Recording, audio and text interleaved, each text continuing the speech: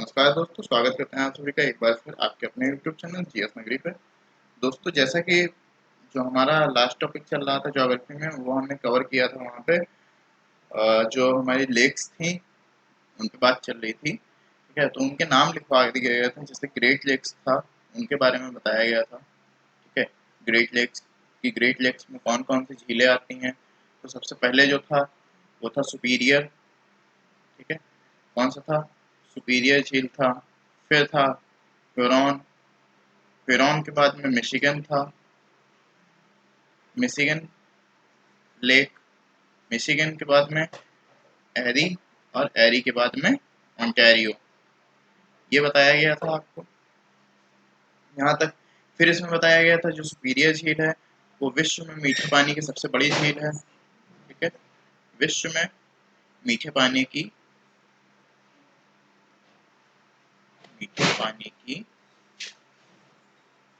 सबसे बड़ी झील है ये, ठीक है।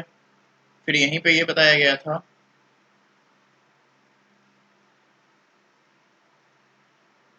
कि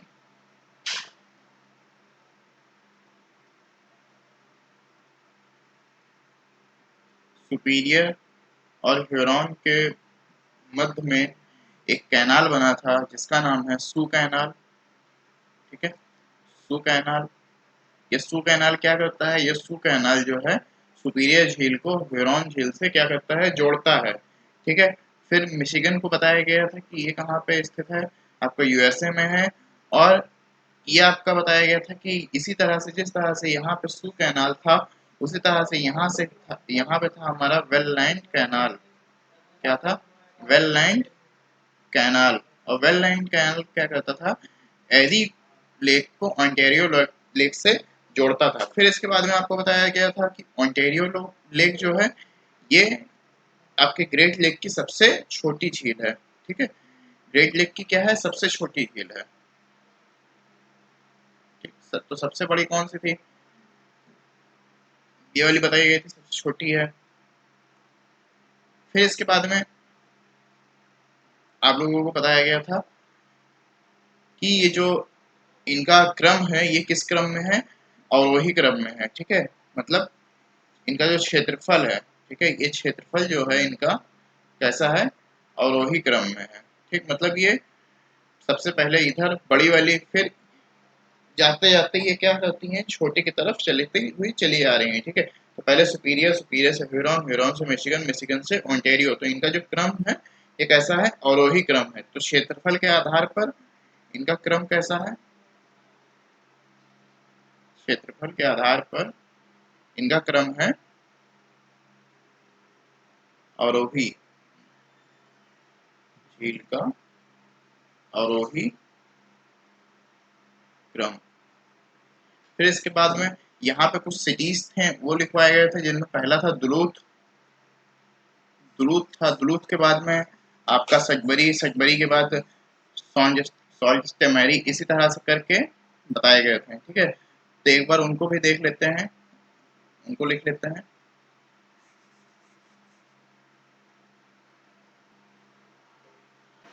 तो सबसे पहला नाम जो था वो किसका था? दुलूथ का था। दुलूथ हो गया। इसके बाद में था सजबरी। सजबरी के बाद था सॉल्ट मैरी, या सॉल्ट सेंट मैरी भी इसको कह सकते हैं, ठीक है। Sault Saint Marie. इसके बाद में था गैरी, फिर Chicago, Gary, Chicago, Milwaukee, Detroit, Hamilton, और नेक्स्ट था हमारा टोरंटो। यहाँ तक कराया गया था, जिसमें दुलूथ जो है यहाँ पर भारी इंजीनियरिंग उद्योग का विकास हुआ है। दुलूथ में क्या हुआ है? भारी इंजीनियरिंग उद्योग का विकास हुआ है। भारी इंजीनियरिंग उद्योग का विकास हुआ है, ठीक है। सजबरी किस लिए फेमस? सजबरी यहाँ पे कॉपर और निकल के भंडार पाए जाते हैं। ठीक है, कॉपर और निकल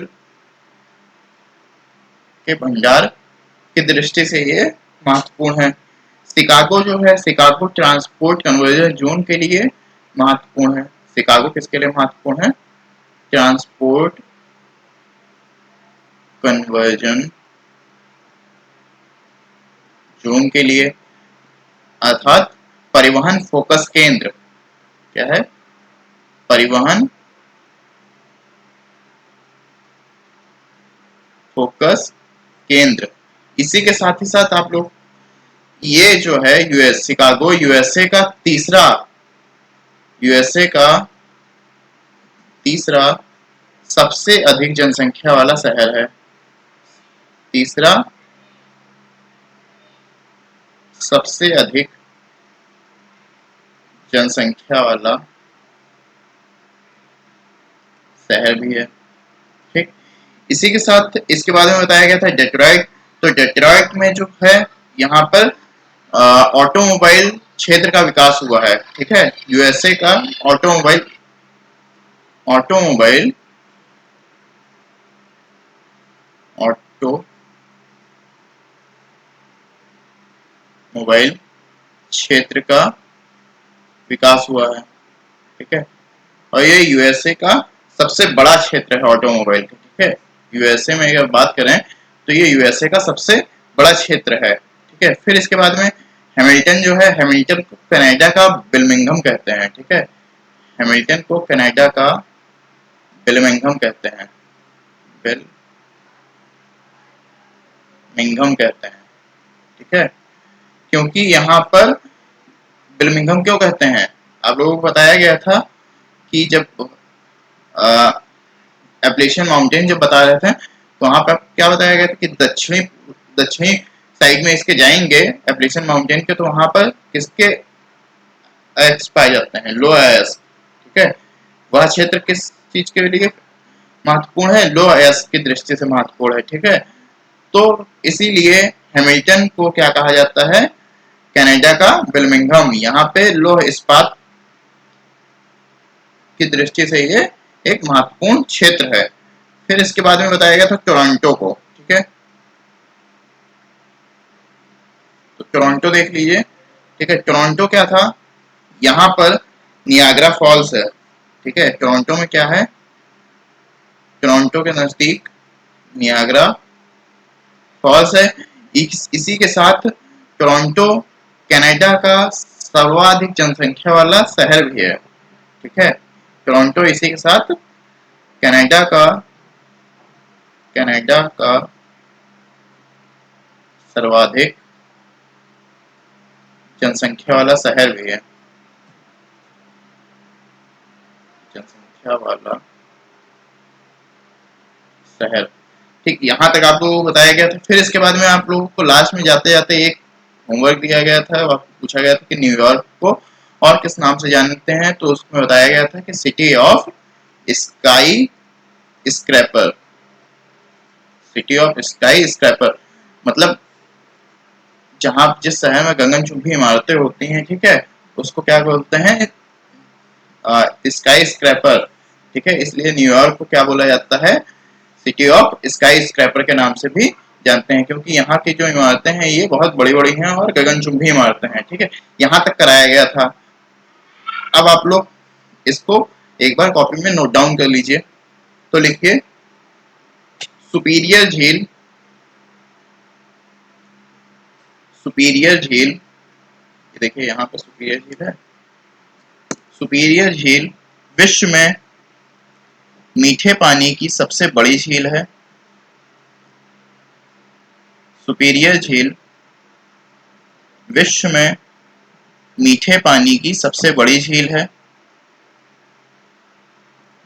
जो सुपीरियर उच्च भूमि पर अवस्थित है। जो सुपीरियर उच्च भूमि पर अवस्थित है। सुपीरियर उच्च भूमि, सुपीरियर उच्च भूमि उत्तरी अमेरिका में, सुपीरियर उच्च भूमि उत्तरी अमेरिका में लौह अयस्क के भंडार की दृष्टि से महत्वपूर्ण क्षेत्र है। यहाँ मिसापी यहाँ मिसापी ये मिसापी लिख दिया, ठीक है। यहाँ मिसापी रेंज लौह अयस्क के खनन का सबसे बड़ा क्षेत्र है। यहाँ मिसापी रेंज लौह अयस्क के खनन का सबसे बड़ा क्षेत्र है। यहाँ लौह अयस्क की उपलब्धता के कारण यहाँ लौह अयस्क की उपलब्धता के कारण सुपीरियर झील पर अवस्थित दुलूथ में लौह इस्पात और भारी इंजीनियरिंग उद्योग का विकास हुआ है।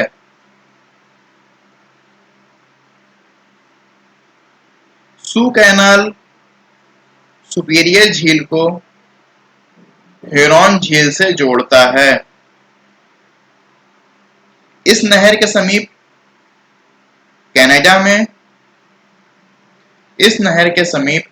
कनाडा में सेंट मैरी बंदरगाह अवस्थित है, जो लौह इस्पात उद्योग का महत्वपूर्ण क्षेत्र है।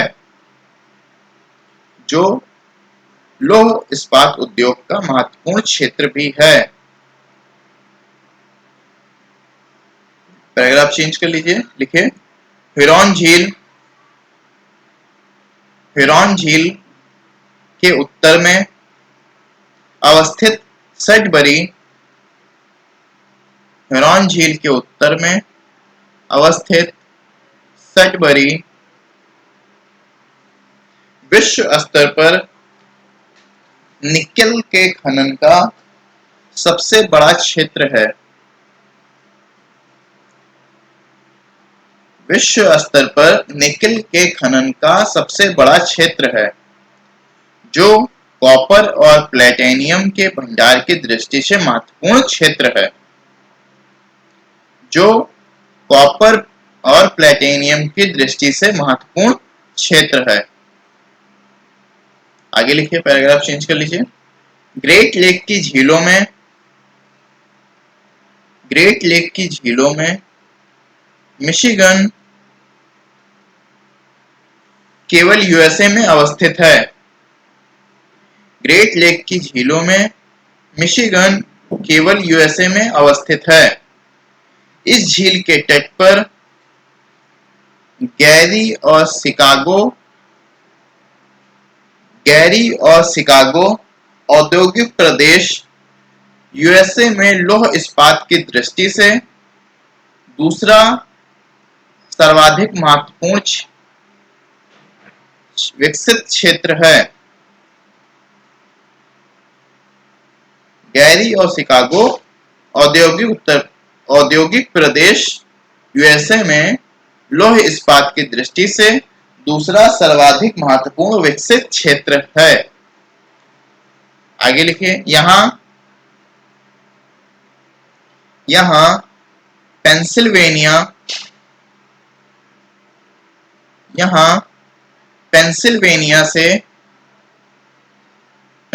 देख लीजिए स्पेलिंग, पेंसिल्वेनिया। यहाँ पेंसिल्वेनिया में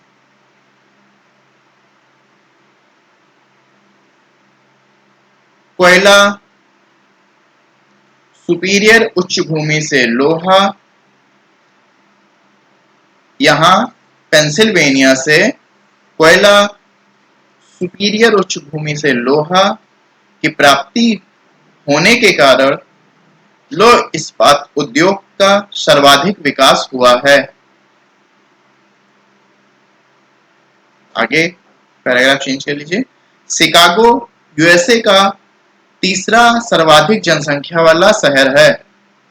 शिकागो यूएसए का तीसरा सर्वाधिक जनसंख्या वाला शहर है, जो यूएसए का एक परिवहन फोकस केंद्र भी है, जो यूएसए का एक परिवहन फोकस केंद्र भी है। यहाँ परिवहन की सुविधा होने के कारण परिवहन की सुविधा होने के कारण ही यूएसए में यह मांस प्रसंस्करण परिवहन की सुविधा होने के कारण ही यूएसए में यहाँ मांस प्रसंस्करण उद्योग का सबसे बड़ा केंद्र भी है। ठीक है, यहाँ पर क्या है, गैरी और शिकागो में यहाँ पे जो है आपका ये शिकागो में क्या है कि यहाँ पे ट्रांसफर कन्वर्जन जोन है, मतलब परिवहन फोकस केंद्र है, जिससे यहाँ पे परिवहन की सुविधा होने के कारण यहाँ पे मांस प्रसंस्करण उद्योग है। ठीक है, यहाँ पर क्या है, मांस प्रसंस्करण उद्योग है और यह सबसे बड़ा केंद्र है यूएसए का। ठीक है, देखिए शिकागो में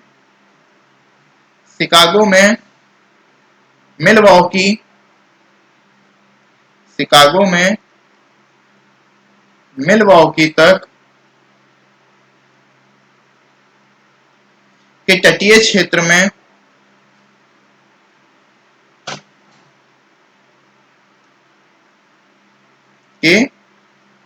क्षेत्र में कृषि से संबंधित मशीनों और उपकरणों के उद्योग का यूएसए में सर्वाधिक विकास हुआ है।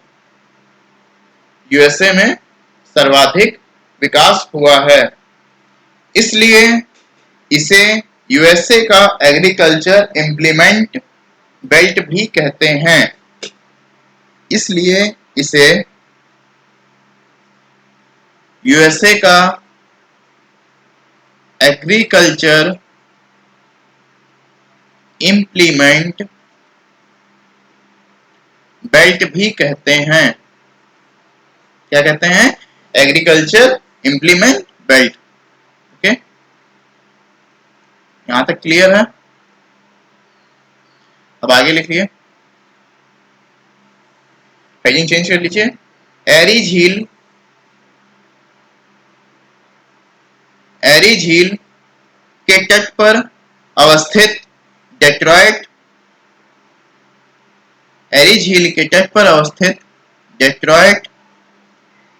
यूएसए में ऑटोमोबाइल उद्योग का सबसे बड़ा केंद्र है। यूएसए में ऑटोमोबाइल उद्योग का सबसे बड़ा केंद्र है। एरी और ओंटारियो झील के मध्य अवस्थित हैमिल्टन को कनाडा का बर्मिंघम कहते हैं।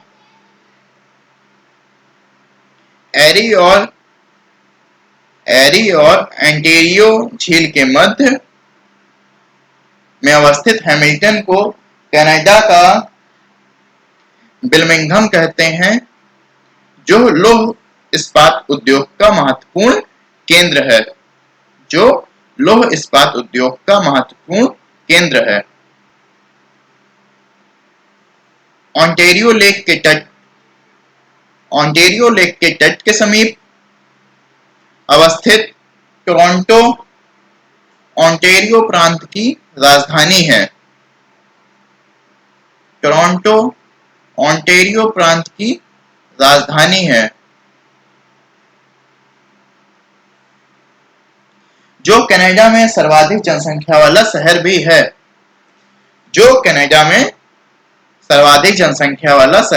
है।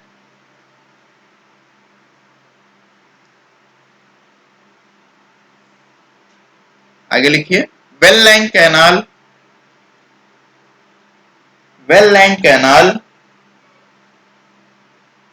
एरी को ओंटारियो लेक से जोड़ता है। इस नहर के समीप कनाडा और यूएसए की सीमा पर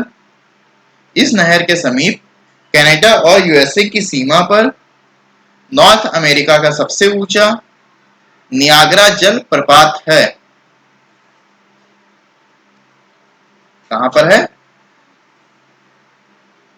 इसके सीमा पर, यूएसए के सीमा पर, ठीक है, कनाडा और यूएसए की सीमा पर नॉर्थ अमेरिका का सबसे ऊंचा जलप्रपात नियाग्रा वाटरफॉल्स, ठीक है, नियाग्रा जल प्रपात है, ठीक है, नियाग्रा जल प्रपात है। तो नियाग्रा जल प्रपात कहाँ है? यूएसए और कनाडा के सीमा पर है, ठीक है, यूएसए और कनाडा की सीमा पर है। और अगर कॉन्टिनेंट पूछा जाए तो कहाँ है? नॉर्थ अमेरिका में, ठीक है। आगे लिखिए, ओंटारियो ग्रेट लेक की सबसे छोटी झील है। ओंटारियो ग्रेट लेक की सबसे छोटी झील है। इस झील के समीप या इस झील के तट पर सेंट लॉरेंस नदी के स्रोत के समीप, सेंट लॉरेंस नदी के समीप किंगस्टन अवस्थित है। किंगस्टन अवस्थित है, जो यूएसए में, जो कनाडा में, जो कनाडा में रेल इंजन या लोकोमोटिव उद्योग का एक महत्वपूर्ण केंद्र है। जो कनाडा में रेल इंजन या लोकोमोटिव उद्योग का एक महत्वपूर्ण केंद्र भी है। आगे करते हैं, नेक्स्ट पैराग्राफ चेंज कर लीजिए। उटा राज्य में, उटा देखिए, उटा राज्य में अवस्थित ग्रेट सॉल्ट लेक, ये ग्रेट सॉल्ट लेक मीठे पानी की झील, मीठे पानी की झील बेनी वैली,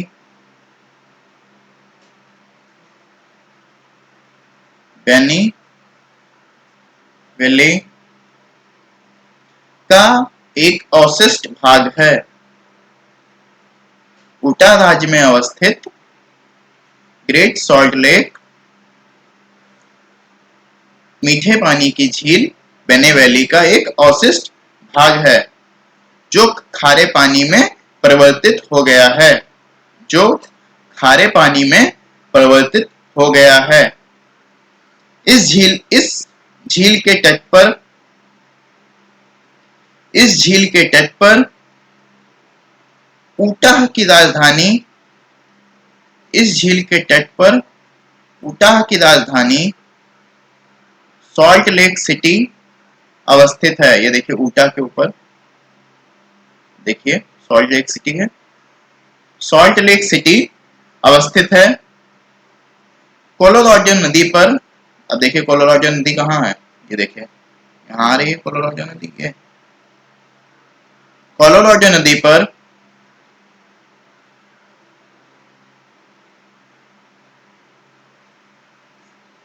कोलोराडो नदी पर निर्मित हूवर और बॉल्डर बांध, कोलोराडो नदी पर निर्मित हूवर, देखिए यहाँ देखिए, इसको क्लियर कर देते हैं, देखिए हूवर और बॉल्डर बांध का जलाशय मीड लेक, देखिए मीड लेक कहाँ है? ये कोलोराडो के बिल्कुल नीचे मीड लेक, ठीक है, मीड लेक है। कोलोराडो नदी पर निर्मित हूवर और बॉल्डर बांध का जलाशय मीड लेक है, ठीक है, मीड लेक है, जो एक मानव निर्मित झील का उदाहरण है। जो एक मानव निर्मित झील का उदाहरण है। अब हेडिंग डाल लीजिए important rivers of north America. Important rivers of north America heading डाल लीजिए उत्तरी अमेरिका की प्रमुख नदियां। लिखिए पहला है यूकॉन,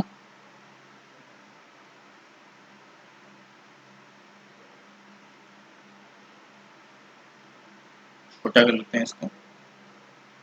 पहला है यूकॉन,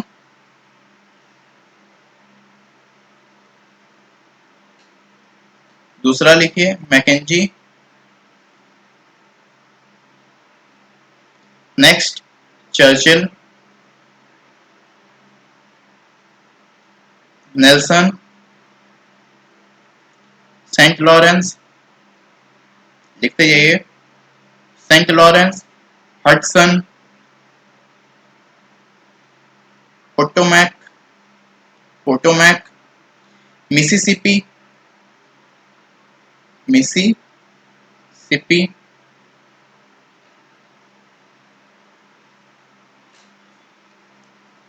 रियो Grande, Colorado, Colorado, San Joaquin, San Joaquin, Sacramento, Columbia Snake, Columbia snake,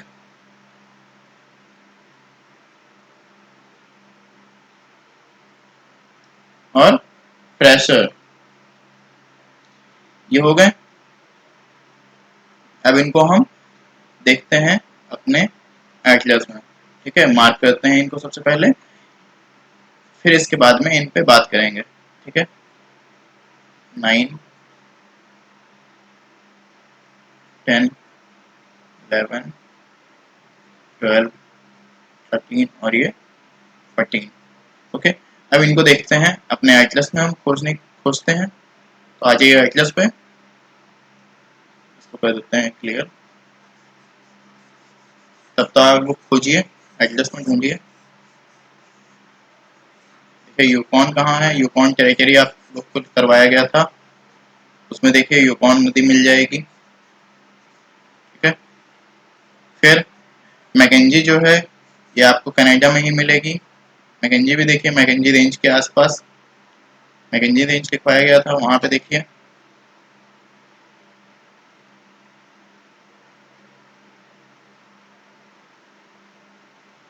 मिल गई, देखिए चलिए,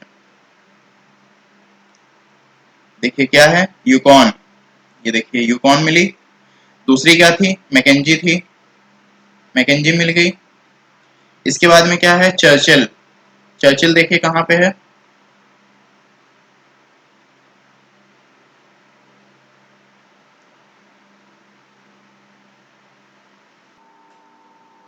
देखिए नहीं मिला होगा आप लोगों को, ठीक है। देखिए कहाँ पे है, ये देखिए यहाँ पे है, लिखा हुआ है मेरे एटलस में। यहाँ देखिए नेल्सन के ऊपर ही आप लोग इसको मार्क कर लीजिए, ये आपके एटलस में नहीं होगा, ठीक है। इसको मार्क कर लीजिए। इनका निकास कहाँ होता है, इनका निकास होता है हडसन की खाड़ी में, ठीक है। ये कनाडा की नदियां हैं, इनका निकास कहाँ होता है, हडसन की खाड़ी में होता है, ठीक है। लिख लीजिए इनको। तो हडसन सेंट लॉरेंस देखते हैं कहाँ पे है, देखिए थोड़ा नीचे आ जाइए, ठीक है। जहाँ पे गल्फ ऑफ सेंट लॉरेंस करवाया गया था वहीं पे आइए। यहाँ देखिए सेंट लॉरेंस है, ठीक है, ये नदी है सेंट लॉरेंस। फिर उसके बाद में था हमारा हडसन, तो यहीं से नीचे आ जाइए, ओंटेरियो लेक के पास हडसन आपको मिल जाएगा। और हडसन से आप थोड़ा और नीचे की तरफ आएंगे तो आपको मिलेगा पोटोमैक, लेकिन ये यहाँ पे आपको इसमें नहीं मिलेगा, ठीक है।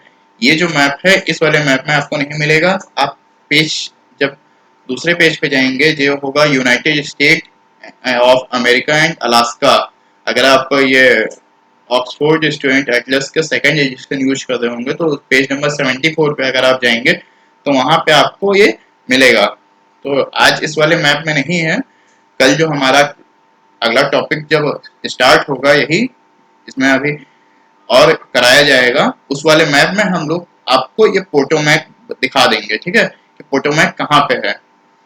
या आप लोग तब तक कि इसको देखिए और हमें कमेंट बॉक्स में बताइएगा कि ये कहाँ पे स्थित है, पोटोमैक नदी जो है ये कहाँ है। फिर इसके बाद में आप आएंगे तो आपको मिलेगी मिसिसिपी, जो कि ये यहाँ पे है। फिर इसके बाद में आप लोग अपने में एक नाम और ऐड कर लीजिए, मिसौरी, ठीक है, ये देखिए जो कि यहाँ पे है। मिसिसिपी के नीचे ही लिख लीजिए मिसौरी, ये मिल गई आपको। फिर नेक्स्ट जो था हमारा वो था रियो ग्रांडे, ठीक है, नीचे आएंगे आप थोड़ा सा, सायरा मादेव ओरिएंटल के पास आप आइए और यहाँ पे देखिए ये मिल गई आपको। फिर इसके बाद है हमारा नेक्स्ट कोलोराडो नदी, तो ये देखिए कोलोराडो नदी मिल गई आपको। इसके बाद जो था हमारा सैन जैक्विन और सैक्रामेंटो था, तो सैन जैक्विन और सैक्रामेंटो जो है ये भी हमारा आपको लोकेशन बता दे रहे हैं, लेकिन इसमें नहीं मिलेगा। देखिए कोस्ट रेंज और सायरा नेवादा के मध्य इन दोनों नदियों का सैन जैक्विन और सैक्रामेंटो का अफवाह होता है, ठीक है, यहीं पे इनका अफवाह होता है। तो ये भी इसमें नहीं है, कल वाली जो मैप होगा उसमें आप लोगों को सैन जैक्विन और सैक्रामेंटो वहां पे मार्क करा दिया जाएगा, ठीक है, या आप लोग इसको मार्क करके बताइएगा हमें कमेंट बॉक्स में, ठीक। देखिए आगे फिर इसके बाद था कोलंबिया स्नेक, तो कोलंबिया स्नेक थोड़ा ऊपर आइए और यहाँ पे आपको मिलेगा कोलंबिया,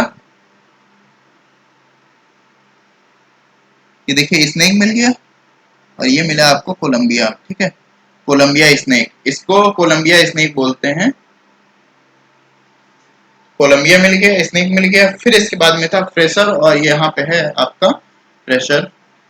ये सारी नदियों के नाम हो गए, एक बार जल्दी जल्दी इनको कवर कर लेते हैं और इन पे बात कर लेते हैं। तो देखिए मैकेंजी जो है ये कनाडा की सबसे लंबी नदी है, ठीक है, मैकेंजी नदी जो है ये कनाडा की सबसे लंबी नदी है, कनाडा की सबसे लंबी नदी है,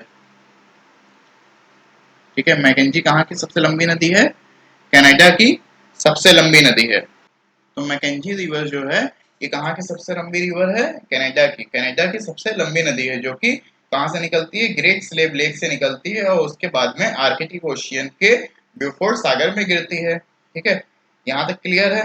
लिखिए आप, यूकॉन नदी कनाडा के मैकेंजी पर्वत से निकलने के बाद, यूकॉन नदी कनाडा के मैकेंजी पर्वत से निकलने के बाद अलास्का के यूकॉन पठार से होते हुए, अलास्का के यूकॉन पठार से होते हुए प्रशांत महासागर के बेरिंग सागर में गिरती है, प्रशांत महासागर के बेरिंग सागर में गिरती है। फिर लिखिए आगे पैराग्राफ चेंज करके, मैकेंजी नदी ग्रेट स्लेव लेक से निकलने के बाद, मैकेंजी नदी ग्रेट स्लेव लेक से निकलने के बाद कनाडा से होते हुए आर्कटिक ओशियन के ब्यूफोर्ड सागर में गिरती है, जो कनाडा की सबसे लंबी नदी है। पैराग्राफ चेंज करिए और लिखिए, चर्चिल और नेल्सन, चर्चिल और नेल्सन कनाडा की नदियां हैं जिनका निकास हडसन की खाड़ी में होता है, आप लोगों को मैप में दिखाया गया था, जिनका निकास हडसन की खाड़ी में होता है। चलिए नेल्सन तक हम लोगों ने कर लिया है। कल जो हमारा होगा वो इसके आगे करा देंगे और कल ही हमारा नॉर्थ अमेरिका खत्म हो जाएगा। फिर इसके बाद हम स्टार्ट करेंगे साउथ अमेरिका, ठीक है, क्या स्टार्ट करेंगे, साउथ अमेरिका। इसके बाद जो हमारा रिवर्स जब हम लोग कवर कर लेंगे, खत्म कर देंगे, इसके बाद हमारा जो नया टॉपिक होगा वो होगा साउथ अमेरिका। और जैसे इसमें कराया गया है, एक एक चीजों को बताया गया है कि जैसे यहाँ की इम्पोर्टेंट रिवर्स कौन सी हैं, यहाँ के इम्पोर्टेंट प्लेट्यू और माउंटेन्स, सी, बे, गल्फ, स्ट्रेट, ये सारी चीजें जो कवर कराई गई हैं, ये सारी चीजें आपका साउथ अमेरिका में भी कवर कराया जाएगा। ठीक है, तो कल वाली वीडियो हो सकती है मे बी थोड़ी सी लंबी हो, 40 मिनट या 45 मिनट की बने।